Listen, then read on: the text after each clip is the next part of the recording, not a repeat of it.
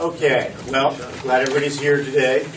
My name is Frank, if you don't know me, and I'm an okay beekeeper, I think. But as with anything, we could always do better. And I found myself, over the years, trying to find ways to become a little more sustainable in my beekeeping. And one of the things that, we always come across is our winter losses, right? That's when we have most of our losses in the wintertime. When do you find your winter losses? A lot of times it's too late to order a package or a nuke or anything like that. And it also sets you back. You go into winter with 10 hives or 2, whatever, and you think you're going to come out with 8, and you come out with, instead of 8, you come out with 1. Or you went in with 2 and you think you're going to have 1, you come out with 0. So, and then you have to scramble to get more bees. So, a couple of years ago, I started with my hives, making very, very early splits or nukes out of my hives for my winter losses. And I found that it helped me, get that one more piece of sustainability into my beekeeping. And it's to make, everybody knows how to, I assume most of you know how to make a split or a nuke, right? Not that difficult. The difficult part is the thinking and the planning to do it. And because if you don't do things when you're supposed to, it doesn't come together. So I was going to go over how I do it. What my thinking is when I go into making these spring splits to replace my deadouts. So if you got your handouts there, what's involved? First thing, and to me the biggest thing, is the investigation and the analysis, right? The wife's taught me colonies to split. You get into the spring, what do you have? You never know till you get in there. The planning, how many splits am I going to make? What equipment will I need? How many queens do I have to buy? Because we can't raise our queens that early, right? Preparation, getting those hives ready to split, getting the equipment in place and ready to go, getting your queens ordered and making sure their arrival date matches up with when you're going to do your splits, and the execution. To me, the execution is the easy part, making a split. Not hard to do. It's all the other stuff that has to come in, line up to make it work. And being this is agriculture, and we have to deal with the weather, it's always a crapshoot when and how you can do this. Last year, I thought I had it planned really well, and I planned it ahead of time, did everything, had my queens ordered, I did my splits on April 2nd. And did I get new hives out of it? Yep, all my splits worked. However, I still got swarms out of some of my mother colonies. And the reason was, I think I split them too soon before they had a lot of brood. I split them, and that's when the brood ring took off. So I'm tweaking it a little bit this year to try something a little bit different. But again, I was afraid if I was too late or I didn't get my queens ordered, when I knew I could absolutely do this, maybe I couldn't get queens. Because that's always hard to do in the spring as well, get enough queens. I was getting I think I got 40 queens maybe, somewhere around there. So, it was took a lot of planning. So, this is not going to be a very long course today, but hopefully we talk about things enough so you can fit these pieces together. So the first thing we do is we've got to do our initial check for live hives. I'm not sure if any of you know this, but you cannot split a dead hive. Right? So we've got to go check our colonies, see what we have alive. When do you do that? Again, it's all weather dependent, year to year. A few years back, we had warm weather straight through, that's probably 4 or 5 years ago now. We had warm weather straight from December almost straight through to spring. It never got cold. And those bees that year started building and raising brood very early because we had a pollen flow early, we had our nectar flow, and I had swarms in April. And then other years it's been so cold even into April that you weren't seeing swarms until sometime in late June. So year to year it's going to be different. So what I will tell you is, as the weather starts warming up, usually for me, in this area here, it's late February through about the middle of March is when I'm going to get my first look at my colonies. Yeah, I can take a peek in or wrap on and see if they're alive, but I want to lift the lid and see what that cluster there, that colony looks like. I won't pull any frames, but I'll go out there, I'll lift the lid, see if the bees are alive. see where they are. If they're in that top box, I'm probably going to have to put some feed on them. Right? I'll give them some, maybe a sugar patty or something like that. Probably won't give them pollen, but I may give them part of a patty. But just see where they are. I'll assess how strong it is. Is it very strong? Yes. That's okay. You can ask questions anytime. Thank you. If you open that, take the lid off, and you do see that the patty that you have on there for the winter, that there's still a lot of it there left, but there's a couple bees up there getting some. Then does that mean you still give them more to eat because No, they don't have enough down there, or if it's there? No, and if you that see patty's them still there, they're okay. fine. They're fine. Okay. And it depends how much they've eaten from that patty, how quickly I come back. So when you go to assess that hive, you're not going to pull frames, right? You're basically going to take your cover off, and you're just going to lift this inner cover, and you're going to see where those bees are. Are there a lot up top? First of all, are there any there? If there's none there, you can give them a wrap, see if they're alive. At that point, if there are none up top and they're still alive, okay, this is not a candidate for splitting based on what I'm seeing right now. And I would just move on to the next one. If they're up in the top, okay, there's a fair number of bees up there, they're up in the top. I look down through the frames and I can see honey in there still, they've got enough food. I may put a patty on there, a sugar patty, I may put some pollen on there.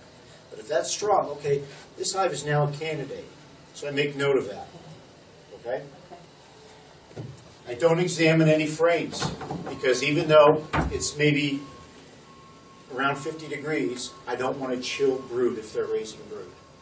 I just want to make sure this hive is alive, whether it is possibly a candidate, because you've got to plan out the equipment you need and the queens and whatnot. So we're just taking an overall initial assessment of our apiary. Okay? A warm day? A warm day for me, for this one, is usually, it can be in the 40s if I'm doing a quick peek, or I like the 50s better. And again, it's weather. If it's 50 and calm, that's a huge difference than 50 and windy, right? So you've got to take all that into consideration. So that's my initial examination of the colony, not much. If they need feed, I'll feed them. I look. When I'm done with a colony, I make my notes about that colony. What does it look like? Everything I saw, from the food to the bees to where they were, all of that. And then I might put at the bottom, this is a candidate, or this one is not, or this one's dead. Right?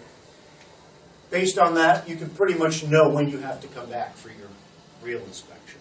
My real inspections are always the very end of March through maybe even as early to mid-April, depends again on the weather. I rarely do a full inspection before the end of March. It's usually too cold for that. So when I go in there, I want to make sure that it's weather, that it's warm enough where I can pull frames. This is an inspection now. I'm going to take a look at this hive. So I'm going to come into the hive, and by now, I would expect that the bees are going to be in this top box, the majority of them. I would expect that they're raising brood in this top box. So I'm going to pull a frame out and move the frames to the side. When I do that, number one, I can assess their brood, or their food resources in that top box, because this is where all the food in the bottom should be gone. This is the only place they're going to have food. So as I'm doing this, I'm going to assess the food stores. And I'm going to start moving these frames aside. I'm not going to pull them all out until I get to where I think I see brood. If I see no brood at all, if I don't see any brood, I'm going to go right to the center frames and pull those out and take a look and see what's going on. See if I see eggs, see if I see brood, how much brood, what does the brood pattern look like? Is it small, 50-cent piece, or is it starting to get pretty big with eggs? Is it on multiple frames? Check a few more frames. You will see your queen normally. If there's brood, you'll see her because there won't be all that many bees there. Just make sure you have a queen there. If I have a queen, but there's no brood there, which happens because maybe she's just very slow. Sometimes they'll lay very sporadically, very little brood, and you just won't see it.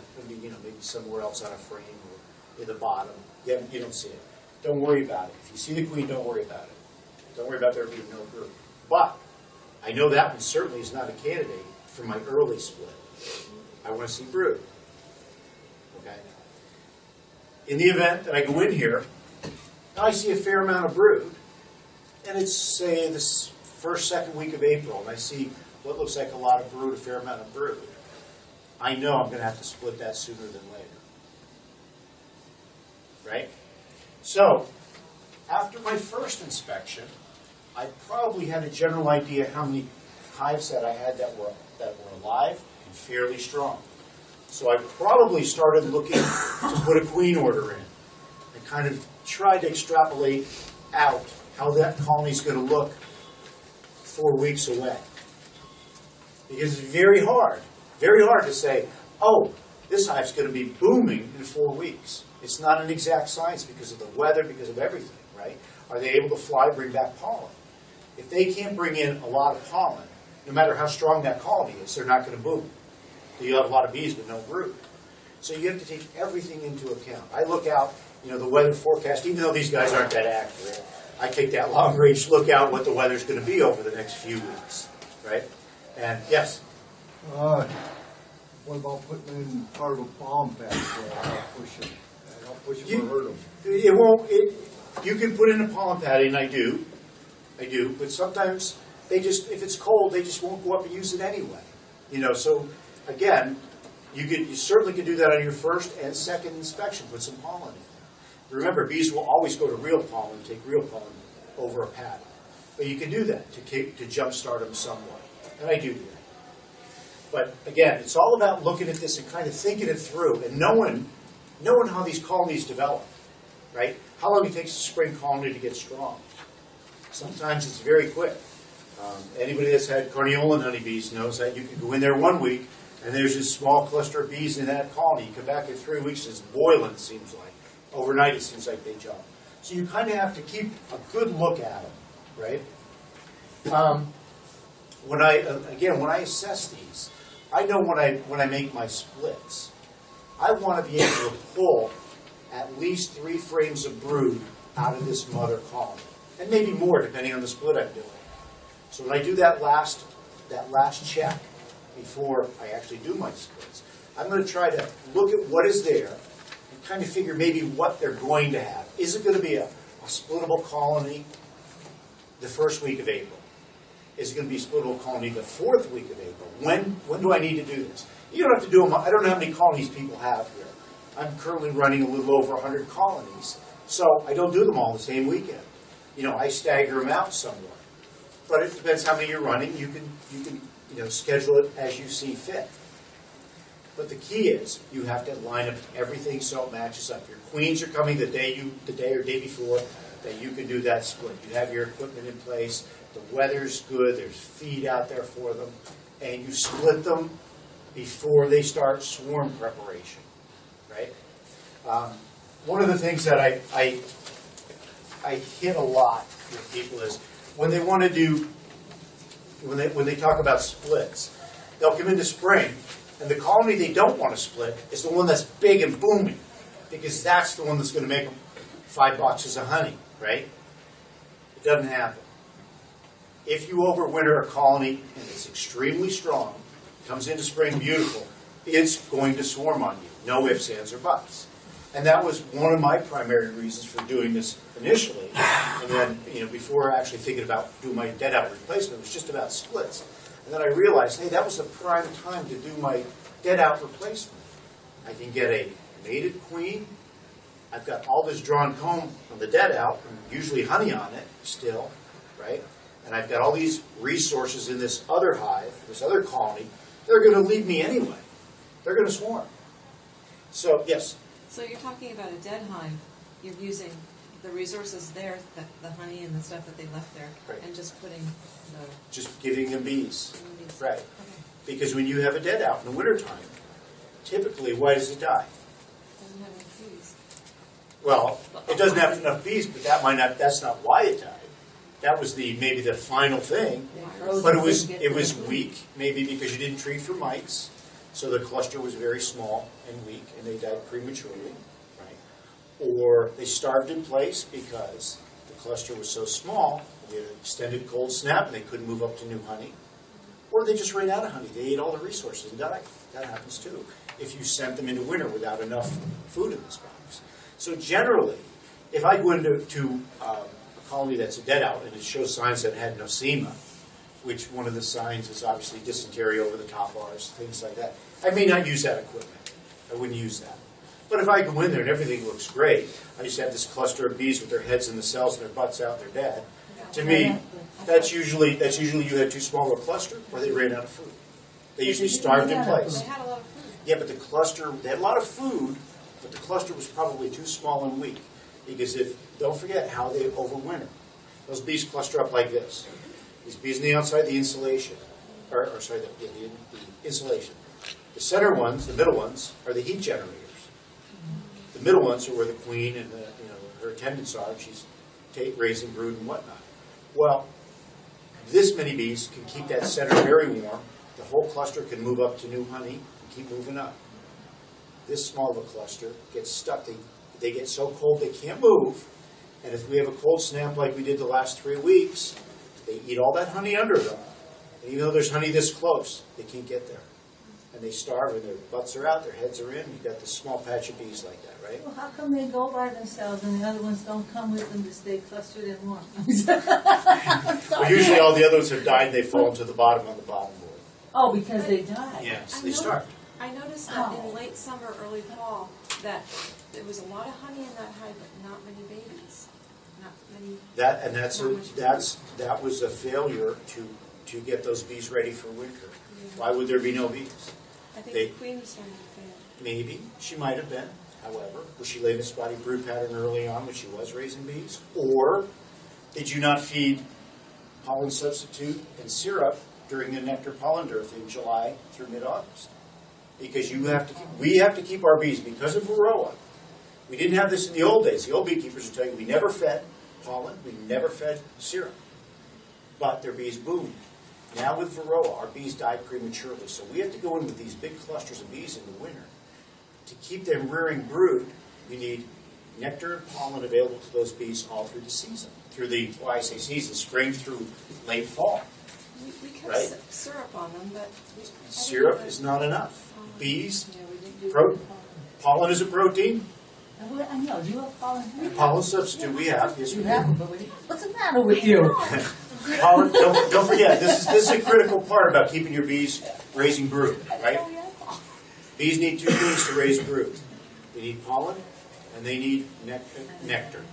Sugar syrup is nectar, pollen substitute is pollen. Those two things the nurse bees consume to make bee bread to feed the brood and make royal jelly that way.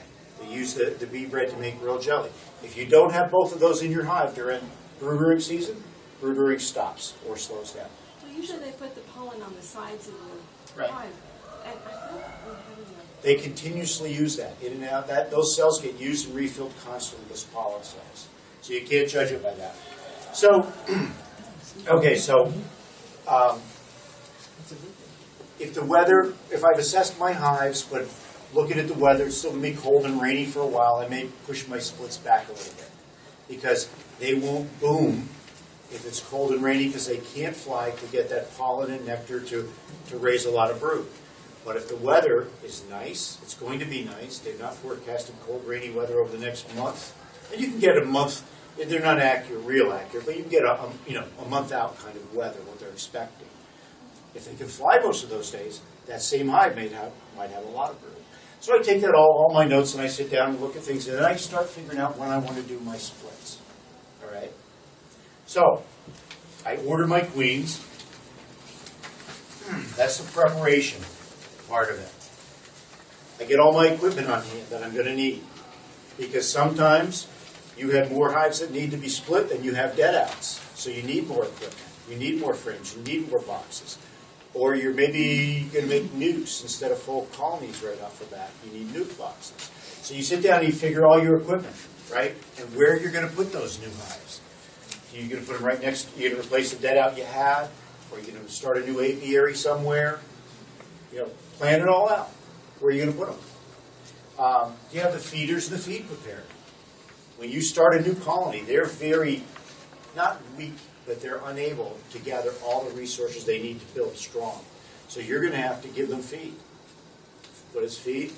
Syrup and possibly pollen patties or dry pollen. I like to feed pollen patties early in the spring. I like to feed dry pollen in the summer.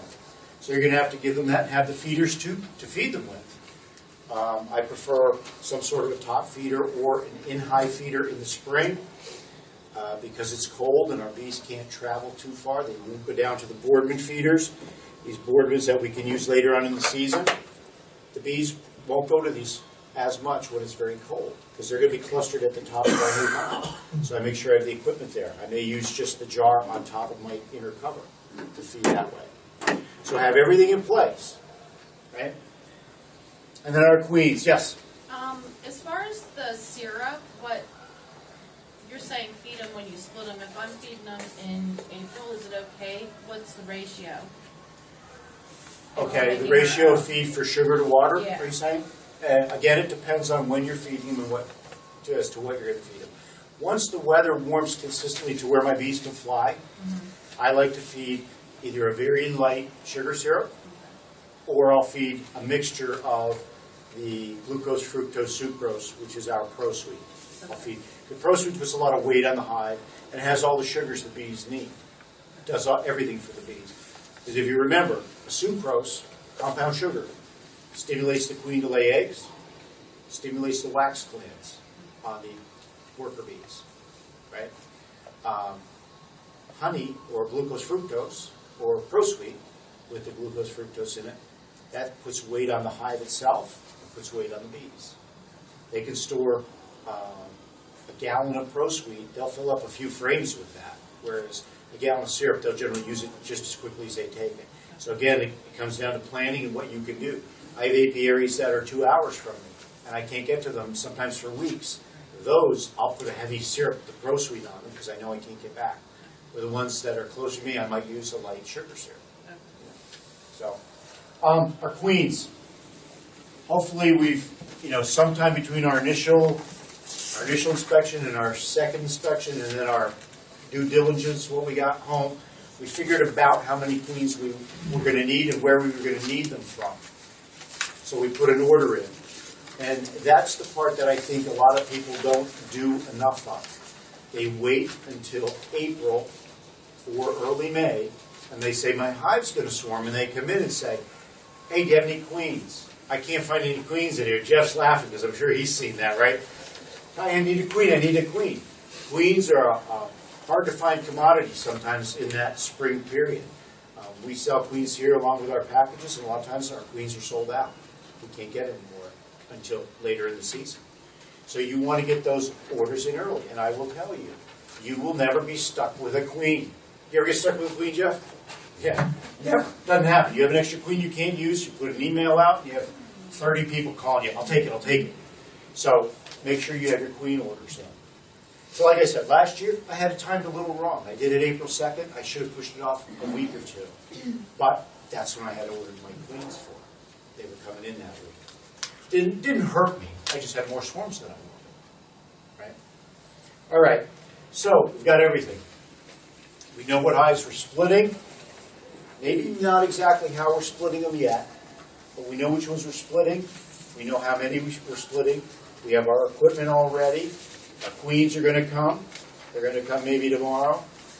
And we've got the feed and everything in place for them. So we're all set to go.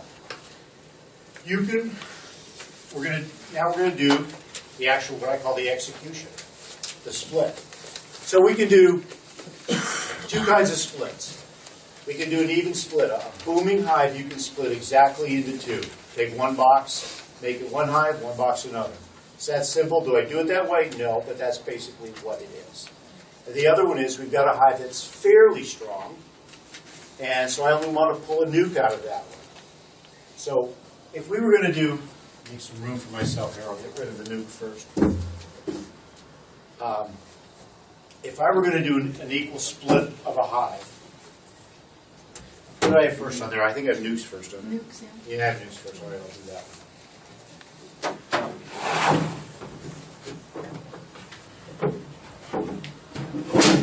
So if I'm gonna pull a nuke off of this hive, I'm gonna first go in and take a good look at it, make a good assessment of what I'm gonna do. Now I do this either pretty early in the morning or late in the afternoon. The reason being, when I make the split, I'm not gonna put that queen in right away. I want the bees that the new split I create, I want them to know that they're queenless. They'll accept the new queen better when they know they're queenless. So I like to do it where it's half a day. A lot of times I'll make my splits in the morning, and then I'll come back after lunch or early afternoon, and I'll go down and put all my queens in at that point. You know, they haven't started haven't started supersedure or queen replacement yet. So that's when I put my queens in. So I'll come out in the morning, and I'll take a look at this hive and go to it, and I'll start looking at, So yes, they just need a few hours, like, a few hours to do what? to realize they're queenless? Just a few hours is all it takes for them to know they're queenless. Yeah. Because Don't they remember, sometimes know right away? don't what? Don't they know right away? No, because that pheromone is spread by touch. So the bees will get, you know, the attendant bees will get it, cleaning the queen, feeding the queen, they'll get it on them, they'll feed their sisters, feed each other, they'll pass it around. Eventually, when there's no more coming off the queen, there's no more being passed around, it takes a while for that to dissipate. So it's usually a few hours they know they're queenless. And you can tell that, you know, anybody that's been in a colony that's queenless knows you get that queenless roar when you lift the lid. So you're pretty well Because know we that. had that once. When the queen died, immediately She was dead, where was she? she was in someone's finger. I saw you do it. That wasn't me. Yeah, they know fairly quickly, but usually they don't all know right away. It takes a while until they truly know their queens. They're watching. So I'll go into this colony now. Now that I'm doing the split, I want to see what's exactly in here. How much brood is in here? Because if it's a hive that's really taken off, I know it's going to swarm.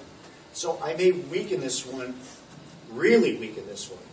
I'll have my nuke set aside. I might go in here and pull 3 frames with a lot of brood, especially emerging brood. Pull a lot of brood out of here and move it over here. Of course, I will find my queen. I do have an extra nuke box here. I like to have an extra nuke box around in my bee yard. So when I find this queen, okay, there's my queen. I don't want to move her in this case. I want to keep her in this colony. So I'm going to put that frame with her in another nuke box on the side, just to keep her there so I don't have to worry about her. Because I'm going to do some other things here. I'm going to take my 3 frames with emerging brood, all stages of brood, mostly emerging. I'm going to put them in here.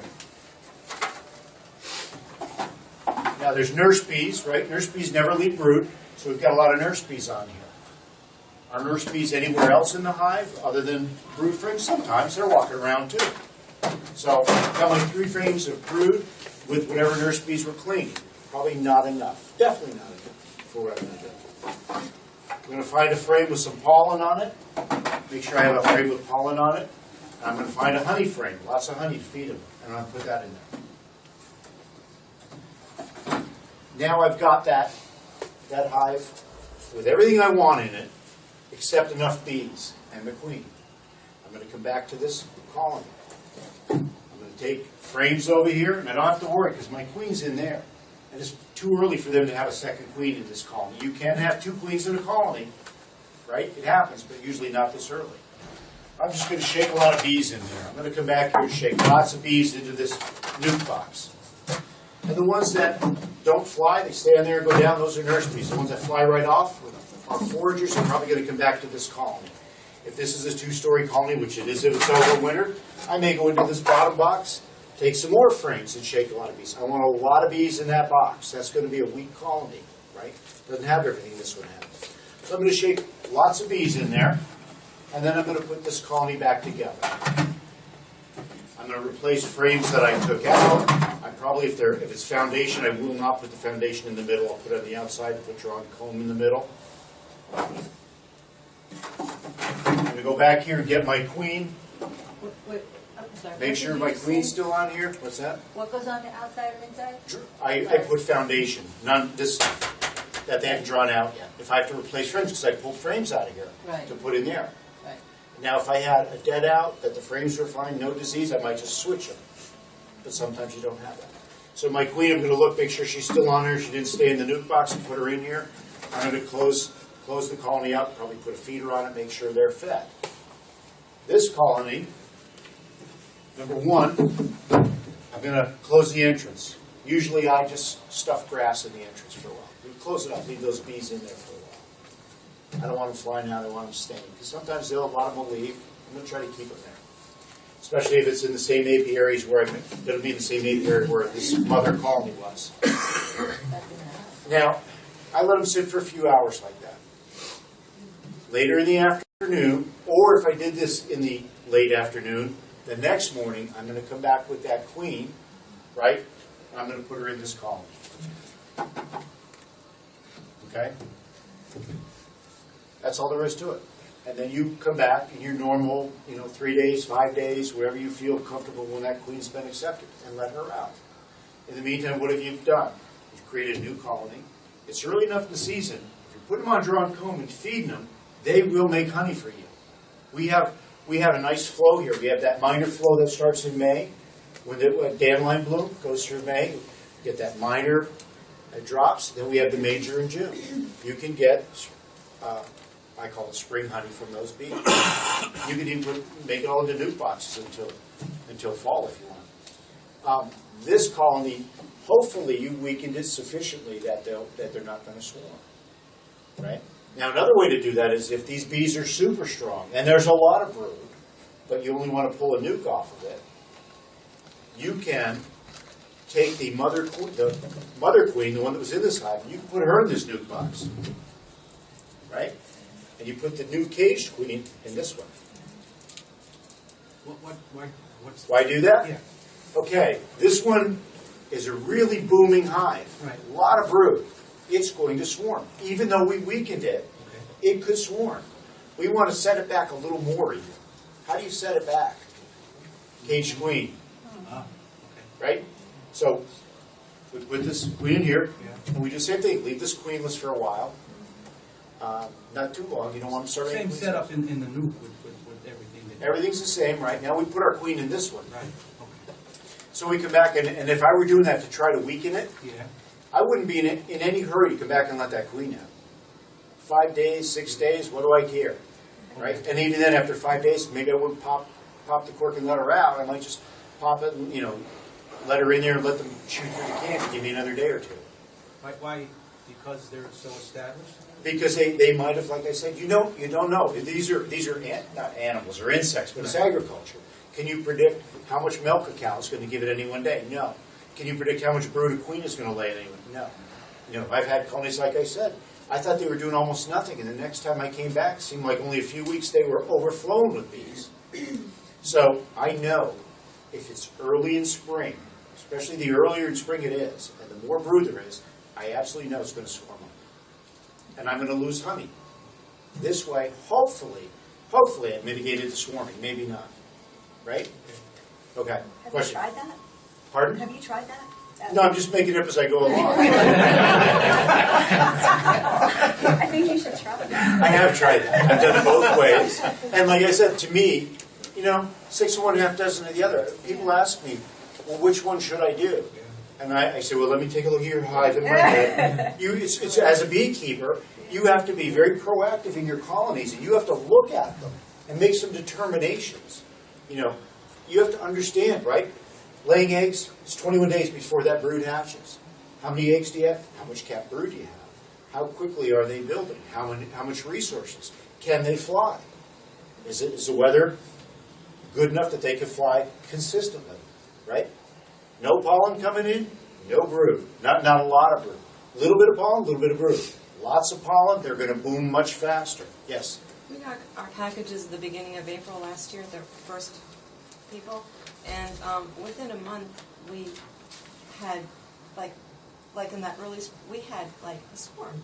It was almost ready to swarm, I think, almost when we got it. It was so Not a package. strong. A package is ready to swarm when you get it. was New really, baby. no, Not but a it was package. really strong the whole time. Yeah. And It's just, and sometimes installed packages swarm. I have my own thoughts on that. I don't know why. I've never seen why, but I don't know if it's a differential in aging. They're all very similar in age, those bees, because they start raising a lot quicker. I don't know, but packages can. And then the same package, so half of it swarmed, and we took part of it back and put it in another hive. And then this same package has just been really erratic. And it might be the only one that gets us through the winter. I mean, because it's just really weird. Yeah, sometimes that the weirdest normal? bees are the ones that live. The ones you think are great, you come in spring and they're not there. Yeah. So, yes. I have a hell of a time finding the queen. Now, no, what I'm thinking, I can shake the top box, put a queen extruder, and put them back in.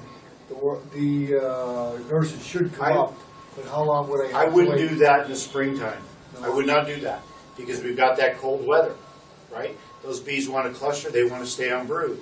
If a lot of those bees go to the top over brood, and you've got your queen now in the bottom, she can't get up there, she might get chilled. I wouldn't do that. That's something more to do in warm weather. In the spring, you should be able to find your queen because several reasons. One, you're not going to have lots of bees, you're just not. It's not going to be like a beginning of July hive where they're flowing out of the top. Well, there's a lot of them in it now. And, well, there's a lot in now, but they're not raising a lot of brood now. So by the time you go to do this, your population is going to be less than what it is today. You should be able to find her. She should be in those center frames somewhere. They like to cluster in the middle. She'll be in one, most likely, one of those 3 center frames. Take your time. Have somebody with you. Pam did splits with me last spring, and we had Pam, myself, and my friend Al, and we would, if one of us didn't see the queen on the frame, we handed it to the next and went right down the line until somebody eventually found the queen. You know, it's not something you can do really quickly sometimes. You have to take your time to do it. So, that's how I pull a nuke out of my colonies when I'm going to do my splits. Now there's other times when I've gotten there and thought I was going to pull a nuke, and there were just so many bees and lots of brood, way more brood than I wanted or expected, that I said, this is going to be a 1-for-1 split, where you actually take a box and make a new hive out of one of the boxes and leave the other one there. I mean, it is as easy as doing this sometimes. But I do that later in the season, maybe, when I'm in a rush, don't want to find the queen, I know there's brood in both. I don't do that in the springtime. It's kind of what I do, but I don't do it that way. Question? If you did that, though, the bottom doesn't have food because they work their way up. You're jumping way ahead. Sorry. No, Pam, what she's talking about is absolutely correct.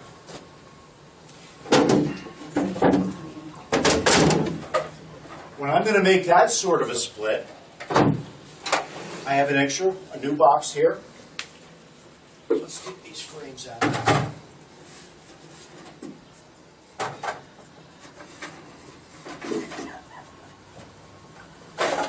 So I take an extra new box because this hive, even though it's booming with bees and lots of brood, it's not distributed evenly, right? This will have the majority of everything. This will have very little. It might have a lot of brood, might not. Might have a lot of nectar, might not. We don't know.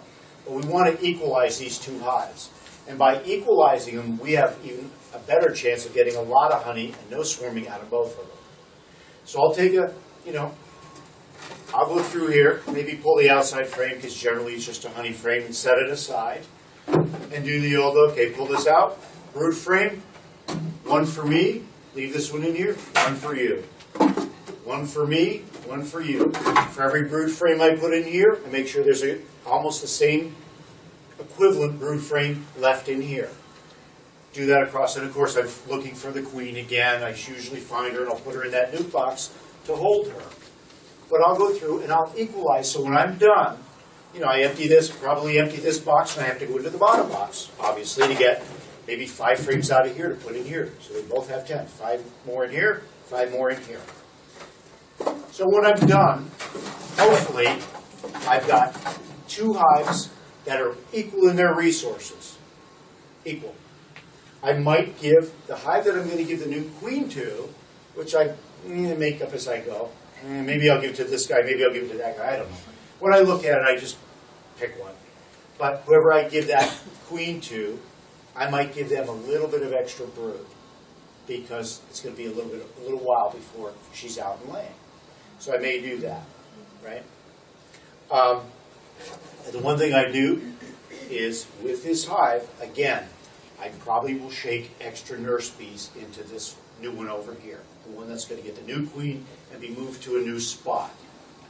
This one's going to get more nurse bees in it, right? Yes? So that second hive you want to completely move to a different area? You do not have to. If you shake, remember your bee biology, right? The development of a honeybee. When they're in that nurse bee stage, they don't fly. They haven't left the hive. So if you never left your house, Just to leave them sitting next to each other? yep, Okay. yep. If they've never left, you never left your house. I can move your house as long as you're in it. You don't know, right? So those nurse Could you bees move aren't going mine to to fly. a better place? So I'll do that, and I'm like, again, I really one of the things I like doing best is closing up that hive with grass, green grass. Why is so? Because that keeps the bees in, right? We're going to put that new queen in again later in the day. Right. And now we're trapping those bees in there. They could be in, you get a package, right? A package of bees. They've been in there for a week, haven't flown out. It doesn't hurt them to close them up. It's spring, it's cool, it's not hot. Close them up for a few days. That traps them in there. They get more accustomed to that queen that's in there. And they're less apt to leave and go back, which some bees do. For some reason, they just abscond. You know, anybody ever put a package in, they come back a few days later, it's gone. Don't know why, but it happens. So if we do that, close it up, it just ups our chances of them all staying there, right? Now, the other thing I'll do is, depending where they are in the apiary and the status of the hive, I will come back, any of these ones I create, I will come back in a week or so, and I'll take a look at them, especially after I've let the queen out in the new hives and she's laying. Sometimes you'll make these splits, and for whatever reason, they're very weak. Maybe bees did leave. Maybe you didn't put enough nurse bees in there. That colony's, that new one's very weak. Because if your cluster is very small, it doesn't matter if you have the best queen in the world. It's cold. They can't keep a lot of brood warm. So she's laying small patches of brood. So that hive is going to do nothing unless you add more frames of cap brood, which you can do, emerging brood, one way to do it. Or you can take this colony with this queen, she's laying but very little, and swap positions. So if I had this colony here, right, I split it, so now I'm really, when we're all done, we're back down to one box with frames in them. If this one has a lot of bees in it, flying in and out, this one doesn't have a lot, I can just switch these two hives like this. Won't hurt them. The queen's in there, as long as she's laying. Bees rarely reject a laying queen. So just flop them. And that'll build up the bees in this one. This one, because it had so many bees, it's probably got a lot more brood, and it's in better shape. And you can swap back later if you wanted to. You know, when this one got built up, you can move hives around. You can do that. You know, I don't just willy-nilly move them. You have a reason why you're going to move them, right? You want this one's not a lot of bees. How am I going to get more bees? What do you want? Do you want foragers or do you want emerging brood? What time of year is it? You have to make these decisions based on the time of year, what you want to accomplish.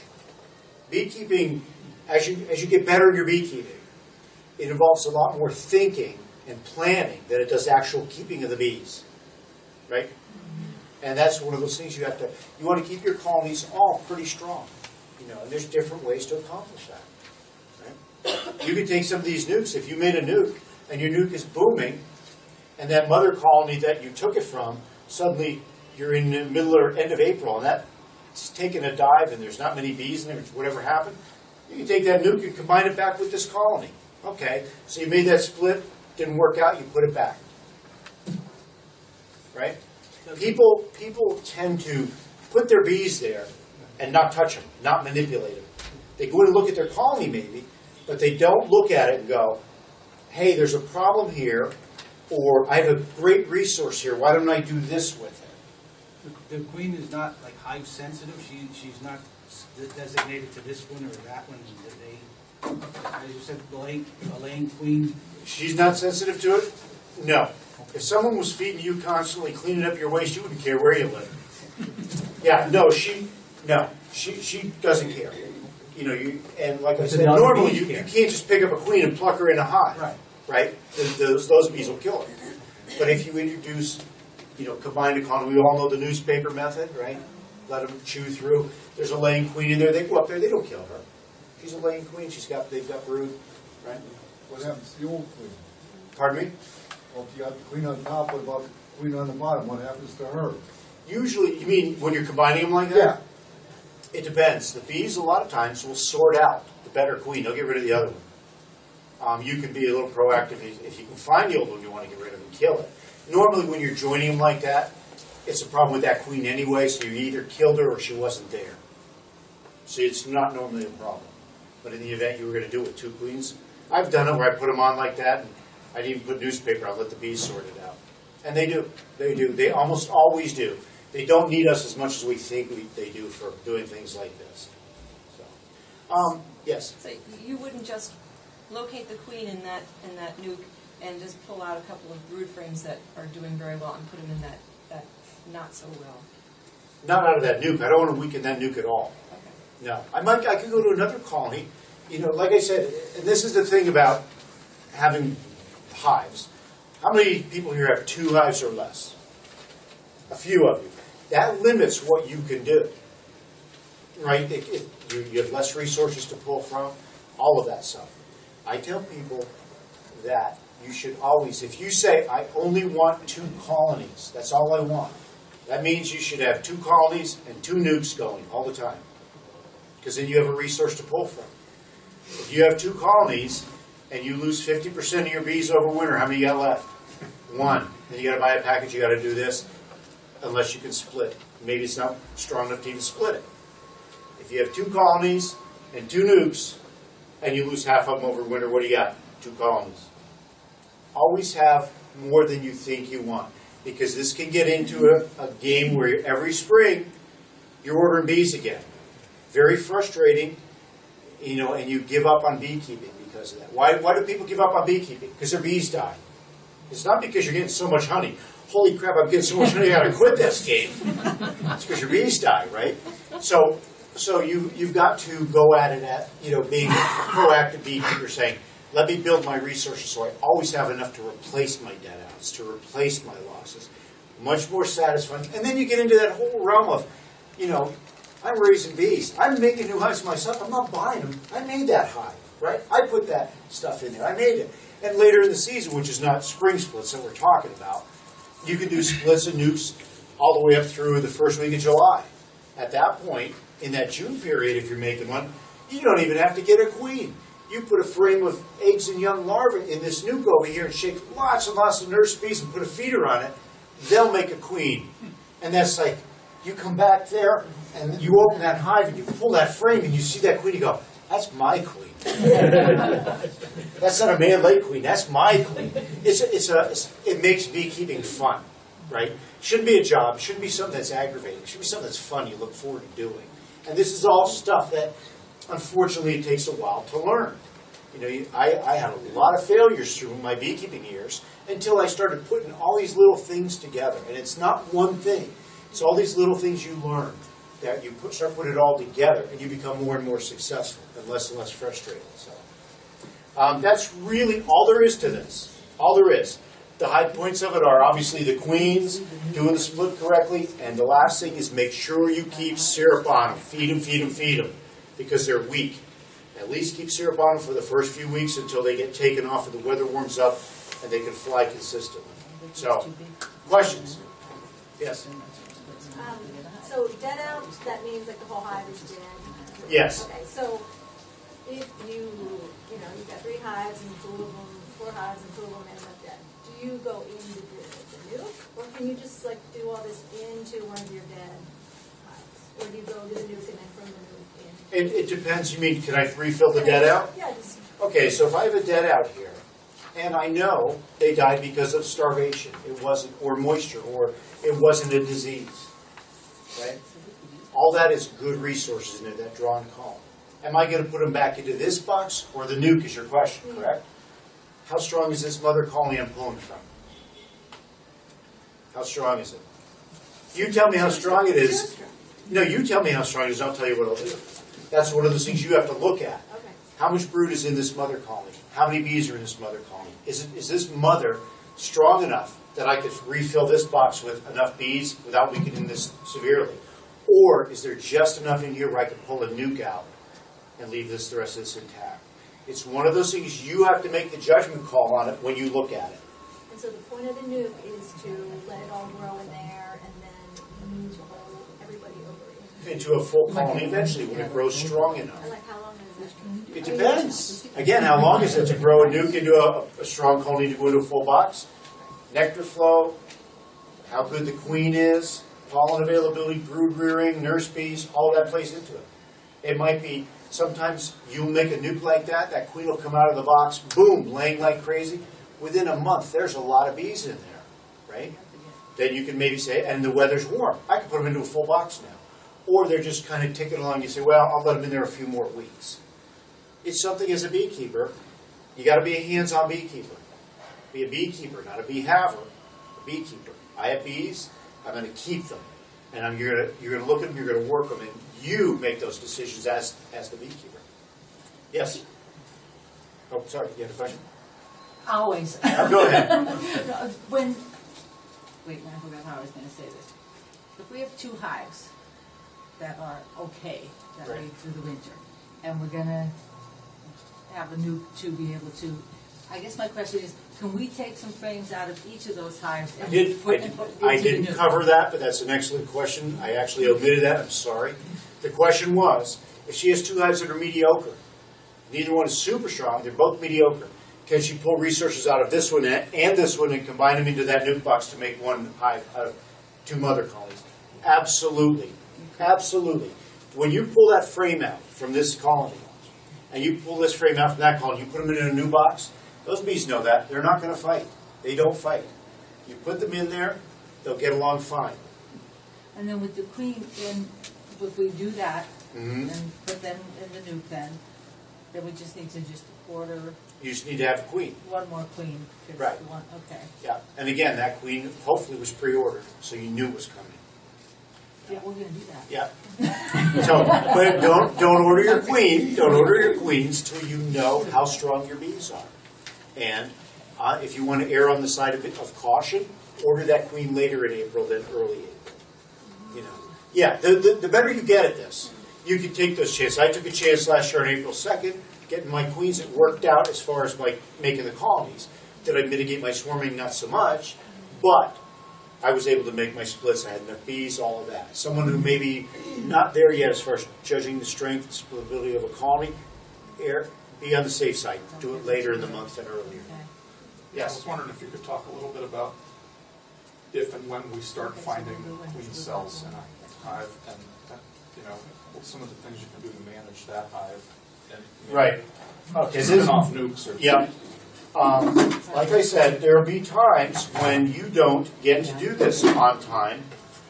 You know, you were late, or you just couldn't do it, or for whatever reason didn't want to do it.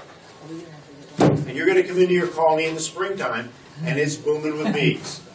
And the easiest way, people look for swarm. You know, they want to know, how do I know if my hive is going to swarm? The bees actually start swarm preparations long before you know it. But the way you're going to know it is the easiest way is you take your hive tool. We've got 2 boxes. The swarm cells are almost always going to be in this top box. You separate those boxes, and they're heavy. They got resources in them. So the easiest thing to do is stand them up on end like this. On that bottom side, you will see those queen cells hanging down, right? So you know your hive is going to swarm. And although it's not good to tip capped queen cells, that can damage the queen. That's why in the spring you go out there once a week and you just do this. Are they there? No, and you move on. But once a week you'll be on top of it. You'll see them when they start, because they don't seal them for what, 5.5 days? So And then once when you you start see seeing them, you uncapped, Yeah, you see them uncapped. You better start time to start thinking. yanking stuff Right. out of the hive. And again, know the development of a queen. 16 days, right? So you can figure out very close when she's going to hatch. So you would get these resources ready. In that case, if I had a hive that had queen cells in it and was going to swarm, again, be very cautious. You find a capped queen cell, never cut out those queen cells. Once they cap one, they're pretty committed to swarming. So you cut them all out, they're going to go anyway. Then you've got nothing. No replacement queen in the mother colony. Could you start before you have a cap cell though? You can, but I don't. But if you find uncapped cells. Yeah, I tend. You mean cut them out or start? No, just pull. You can, but I don't. You don't pull on. I don't. I usually wait for them to be capped because they got to be fed and kept warm. Right? When they're open, they're feeding them. They're feeding them. Once they're capped, they're not feeding them anymore. All the food they need is in there. At that point, I feel more comfortable moving them. So if I've got this top box with queen cells, I'm going to do the same thing. I'm going to take this frame has queen cells. I'm not going to tip it up and down. I'm going to take it out. Okay, it's got queen cells. Be very careful. Put it in there. I've got the second nuke over here. Do the same thing. Another one. Put it over there. And when I'm all done, then I'm going to fill it with other resources. Make sure that, try to find my original queen. She's going to be harder to find when there's queen cells because she's starting to slim down. I'll try to find her. Keep her aside. If I've got this situation where I've got a lot of queen cells, I might break this whole hive up into a bunch of nukes. Yep. And then distribute. I'll shake all my bees and all these hives, shake them down, and make a bunch of them. That's why it's always good. You know, I'm not one to push lots of equipment on people that you don't need. I tell you, you will almost never, depending how many colonies you have, you'll never have enough nuke boxes. Nuke boxes come in handy for a lot of things. And that's what I do with my nukes. But before they cap the queen cell, you know, at that point they're almost committed to swarming. If you catch them before you find a capped queen cell, you start splitting out. You can, but you risk them finishing that queen cell. If they don't have the food resources, you know, they need to feed her. She needs to be fed very, very well to get a good queen. Right. If you start splitting them up before she's got all her food and it's been capped, You may not get it. you may not get it. You can do it. It may work fine. But you have to make sure they have a lot of bees in there, a lot of forage bees too. But that would be the primary goal there would be preventing this one from swarming. No, if you're going to do swarm prevention, then when they're uncapped, cut them out. Just get them all. Just get them all. Yeah. I would never split uncapped queen cells. I wouldn't. I'm not saying it doesn't work. I would do it. So, yes. You said your early spring splits, purchase a queen, and like in July you can let them raise their own. Is there like some sort of indicator of when it's okay to not buy a queen? Yeah. You mean so they can raise queens? Yeah. The hive can raise their own queen? Okay, it goes, again, I always talk about biology and botany. We need weather where the bees can fly. Why? Because they mate out there somewhere. They don't mate in the hive. So you need warm weather so they can fly. You need drones. When do the bees start making drones? Not many, not enough.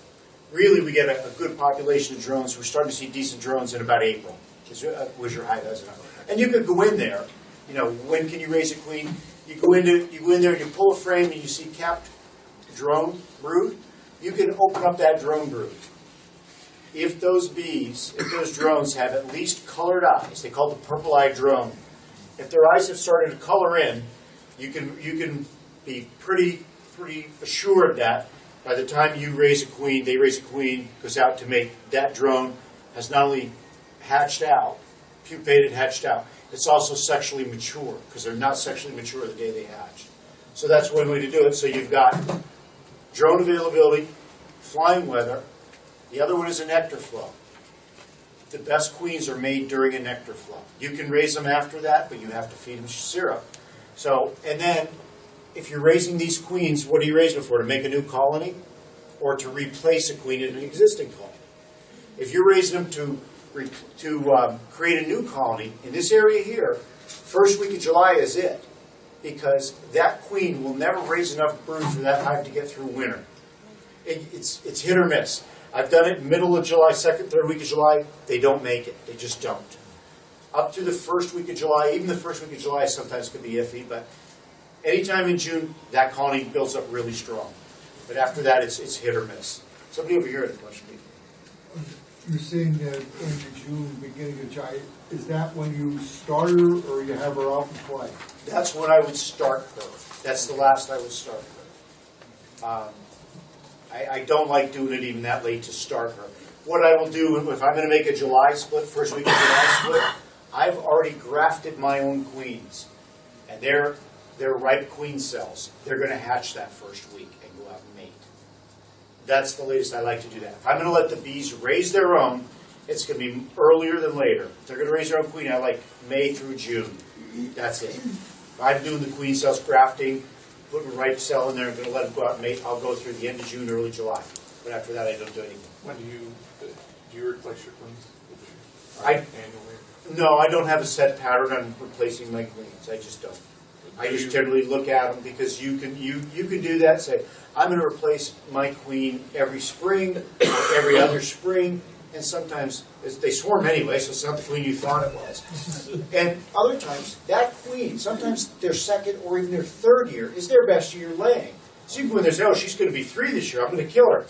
She was going to be the best queen you had. Yeah, these people are talking about every year. No, but the commercial beekeepers are different. They have different needs, different reasons. Their queens are exposed to a lot of things that ours are not. So they have their reasons. But we as hobby beekeepers have no need to do that. So if you lose your queen, if your queen's failing like in July, and you take a capped queen from another hive, it's probably not going to make it through winter. Probably not. If I saw my queen was starting to fail, that's when I would buy a mated queen. Or mate that hive up with another hive. Again, depends on the status of that hive when she's failing. So, any other questions on that? Well, hopefully everybody's going to go out. What is it, January now? Next month, you start looking at those colonies, taking a peek, make sure they have food, that they're not running out. Highest starvation months, March and April. So make sure your bees have food. If we get into that weather where they can fly consistently, you can start feeding them syrup. Don't feed them syrup when they can't fly. So that's all I have. Hopefully you got something out of this. Yep? Earliest to put pollen patties. You can put pollen patty on now if you want. If the bees aren't going to raise brood, they won't use it. If they're going to raise brood, they'll use it. Yeah, it won't hurt to put it on. I tend to, if I put it on this early, instead of wasting it, I will put maybe a half a patty on. Okay, because it does go bad, right? It doesn't go bad. It'll start to break apart, crumble, and dry out a little bit. It doesn't go bad. Okay. So I just, like I said, I'll put a half a patty on. If they take that, then, they take it quickly, I'll put a full one on. If they're just nibbling at it, I'll just watch it, keep an eye on it, give them new when they need. Drainage for hives in winter. We found that we know that we have ours tilted to the forward for summertime so that the water doesn't go in. But for wintertime, the snow avalanches into the to the front of the hive if we don't tilt the top back. Well, it shouldn't. I mean, it should. If your hive is tilted like this, if it's tilted like that in the summer, it should still be tilted like that in the winter, isn't it? It is, but then if we keep it like that, then the snow on top drips onto the bottom. That doesn't hurt them. It just makes the bees they get water right at their entrance instead of flying for it. They're not down there. You don't want pooling water on your bottom board. The front of the bottom board wet, doesn't matter a bit. You wouldn't raise the back of it? Me? Up? No. Nope. You know what? I'm a lazy beekeeper. I don't even uncover mine. They get covered with snow and I have to go look for them. No, they're very resilient. If they're healthy, they're resilient. We don't want water in the hive, but on the entrance. And what about all the bees that collect at the bottom that are dead? Do you just take a little, sweep them out once? Do I sweep the dead bees up? No, I don't. That's the worker bee job. I don't want to take jobs from anybody. How long do those bees typically remain broodless in December? So how long will they go? Bees typically don't. The queen lays almost year-round, obviously at a different rate. She will generally shut down, maybe two weeks up to maybe 4, not long. No. Usually it's about 2 weeks or so, but she doesn't lay a lot of brood. A couple eggs here and there in the winter time. Because they talk about treating them. Well, you can. I mean, when they say treat, relatively broodless. yeah, when they say treat when they're pretty broodless, if you're using, say, oxalic or something, treat when they're broodless, that's up until about the beginning of April. You go into your hives from now through the beginning of April, you're not going to see tons and tons and tons of brood. Right. It's all of a sudden when the nectar flow starts, that's when it takes off. It's all about resources, right? So it would be okay to treat them in March? Yeah, if the weather's right, yeah. The top lid on the hive. You're not going to let it go.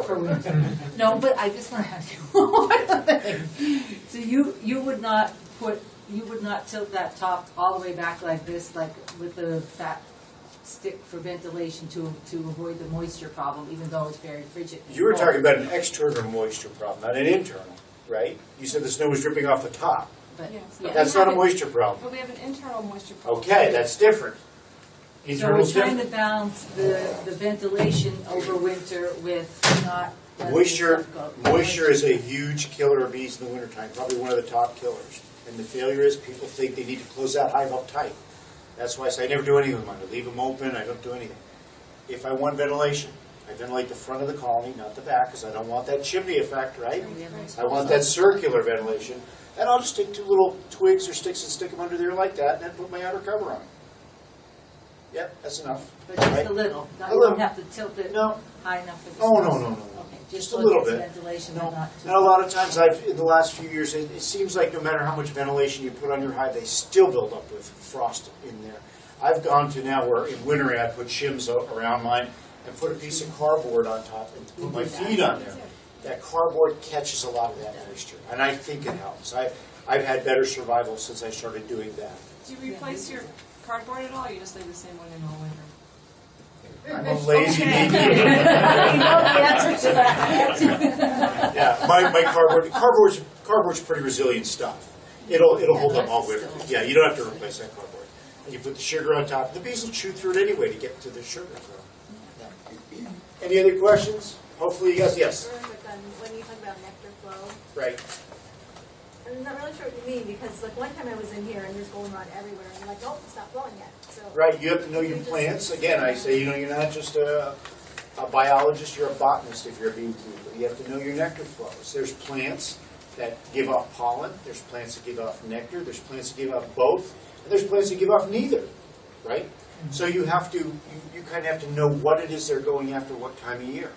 Our nectar flow, the in earnest nectar flow, we generally have a trickle coming in from, as soon as the skunk cabbage and the pussy willows start blooming and the maples, right through the fall asters. After the first frost even, we'll have asters. And sometimes I saw pollen, I think it was November I saw them bringing in pollen. Where? I don't know what. But the nectar flow in our area here, the nectar flow starts with those maples, but it's a nectar flow that the bees use to build brood. We don't get honey from that. Our flow that I call ours for our honey, my key to that is the dandelion bloom. When I see the dandelions bloom, the first dandelions, that's when my honey supers go on the hive. And I know, just from experience here, I know that my nectar flow is done around July 4th. But it depends on weather. This past year went a little longer than that. But, and we had a basswood flow. Basswood blooms about July 4th at peak, so it'll go till July 10th. But if there's no basswood doesn't give up in our area, doesn't do nectar every year. It'll have a huge year of nectar, and then nothing for a couple of years. So depending on the year, depending on what's blooming, and you can tell when the bees are bringing in nectar and when they're not. Easiest way is you go in there and you pull frames and they're empty, right? Around the brood nest, there's nothing in them. There's no nectar to feed those bees. You're in a dearth. I tell people the best thing you can do, till you really know how to figure out your nectar flow, is figure that it starts on dandelions, stops on the 4th of July, starts August 15th, ends September 30th. That's a rough evaluation or suggestion. Of course, it goes either way, depending on, like I said, weather, whatnot. And you're pulling supers and putting them back on? No. You pulling honey supers? No, I pull, in the spring, I pull selectively to get varietals. I may pull my Japanese knotweed in the fall, because that starts about August 15th, and that's pretty much done before the knotweed, or the goldenrod and aster come in. So I can do that if I have time. But what you don't want to do in the fall, I tell people too, unless you're sure that you have enough resources in that hive, one super in the fall, that's it. People tend to go into fall, they say, oh, I got this blooming, I'm going to put on 4 supers and get a lot of fall honey. Well, they might get 2 or 3 supers of honey. Yeah, great. They take them off, and this brood nest is empty, nothing. And then they say, my bees starved this winter. So, cautious in the fall. Over super in the spring, under super in the fall. Yes? And for the young lady wonders about the plants, if she's interested or anybody's interested, there's a good book, Peter Lintner. I don't remember the title, but it's plants for bees, and it tells you whether they're nectar plants or they're pollen plants or both or not at all. Is that for this area, Harold, or? Yeah. Because I have another one from, for this area somewhere that has a whole sheet of what blooms when. I have to find it. He's from like the Maryland area. Oh, okay. So I mean, that's Yes, here. pretty Yeah. local. Yeah. All right, thank you all for coming to the class. I hope you learned something. Thank you. We did, thank you. That was longer than you thought. They always are. You're right. I gotta get that fence.